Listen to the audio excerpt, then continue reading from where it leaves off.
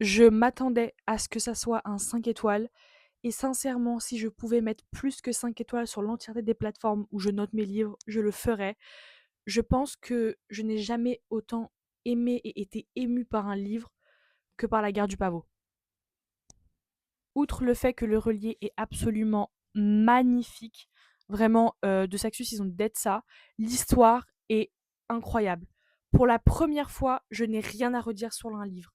Tout est parfait de A à Z. Que ça soit le fil global de l'histoire, l'évolution des personnages, l'évolution de la politique, l'évolution de la guerre, l'évolution de la fantaisie, tout est parfait. Mais c'est un livre qui est extrêmement violent. Du début à la fin, il y a différents types de violence. Et pour moi, il faut donc bien lire les trigger warnings. Tu ne peux pas commencer ce livre et te dire oui, les gens sur les réseaux, ils abusent, moi je vais le commencer comme ça. C'est pas possible. C'est un livre qui a été écrit en s'inspirant de vraies guerres, de notre monde, qui s'est inspiré de, je sais pas si je peux le dire comme ça sur TikTok, qui se sont vraiment passées. Et donc, ça ressort très fort dans notre contexte politique actuel.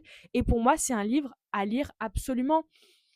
Parce que c'est certes une fantaisie, mais l'autrice est engagée et on ressent tous ces combats, que ça soit le féminisme, elle se bat pour éviter le racisme, etc. Et ça se ressent dans le livre et c'est très important.